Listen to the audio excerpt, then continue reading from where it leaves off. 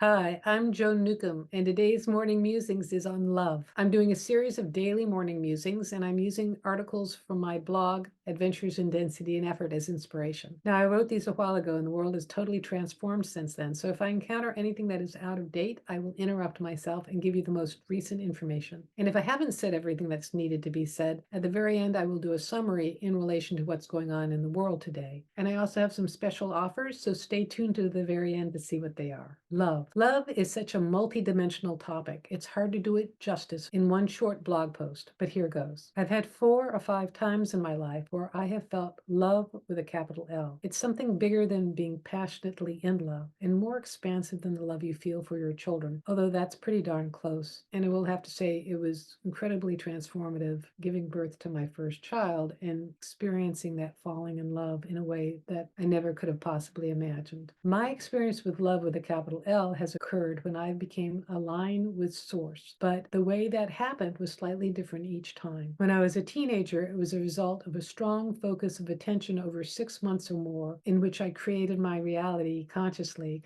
but it was only a momentary feeling, a glimmer in the heart that was enormous, even if brief. In 1996, it was something that happened a couple months before I went to Findhorn for the first time that overwhelmed me when I was there, and I remember feeling the energy withdrawal shortly after I boarded the train to London on my way home. I actually found out that the focalizers really did have something to do with invoking the group energy that I stepped into there. I became friends with my first focalizer, and he said, they did do a meditation in preparation for the upcoming experience week. And then again, in 2000, I started feeling it and began studying with David Spangler. Now, David Spangler was one of the first directors of Findhorn, but he lives in the Northwest. And so when I started studying with him, that same expanded love came in. So even though I didn't carry on with his Lorien organization, a door opened and I remained in the space of being in love. It was feeling like being in love with God, in love with my life, and in love with myself, not necessarily in that order, for a good 9 months. Now, I still have all the same problems in my life, but I was able to come back to center in the midst of them and had this continuous feeling of well-being during this time. Then I had a mini break of love in the beginning of 2006, where I was in love with myself, in love with my life, and in love with God, and in that order at that time. I felt adorable and special, the most special person sitting in my car, the most special person wearing my coat, the most special person standing in these shoes, and then everyone else was adorable and special in their own way as well. And in retrospect, I see this as how a parent feels about a beloved child and how Source feels about its body personality creations of us. I wish I had a formula or even a trick for recreating that feeling again or for being able to stay in it. And I will have to say it can be kind of a trap to try to start pursuing that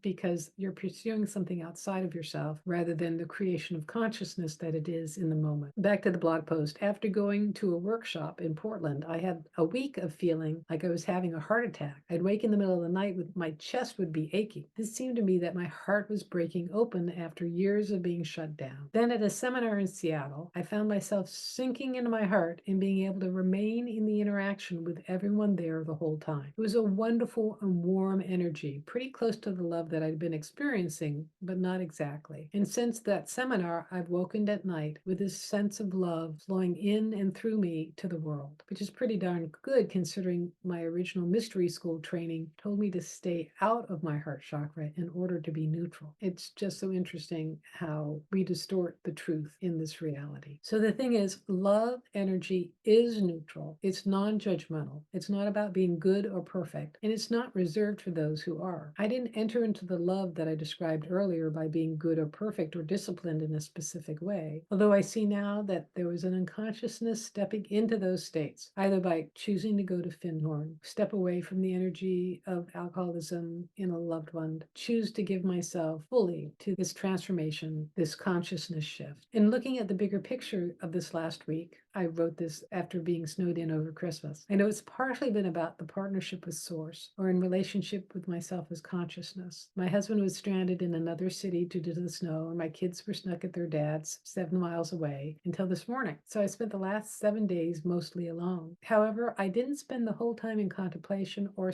reflection. I usually walk the 2 miles into town each day, but it certainly seemed like my self as consciousness removed everyone from my hologram during what should have been a family gathering time of year. That's so interesting. It was. It was over Christmas, and I was completely alone with my avocado plant as my Christmas tree. There isn't really a conclusion to this, as the situation is still ongoing. I'm still on the verge of whatever new step is going to be, or whatever is beyond the new door that is opening. So I turn this around to you who've created watching this video. What is the heart-opening opportunity that's coming up for you to step into? What is the choice that you can make that gives you over to a more expanded experience? What is it that you can say yes to, or no to for that matter, because they can be an equal act of love? The invitation may be subtle. The suggestion might be in a soft voice. It may be an unconscious tugging to go in a certain direction, or maybe giving in to an urge that defies convention and sensibility. Go for it, and your life will be transformed beyond belief. So if you've had an experience like this, please go ahead and share it in the comments below. I love reading your comments. And if you want a free sample of one of my consciousness techniques, click on the link below to the skybox technique and get an expanded view of your life. If you want to know more, go to my website, joan-newcomb.com. I do individual sessions where I take a look at the essence of who you are and what's going on in your life today. I can answer any questions that you might have, and I can even help you make energy changes to your life, and it's all recorded for you. And if you want to know how to do this for yourself, go to my website, joan-newcomb.com, and sign up for my coaching special. It's tailor-made just for you. I work with you one-on-one, and I give you consciousness techniques for you to transform your life. So go to my website, joan-newcomb.com, and I'll see you tomorrow in another Morning Musings.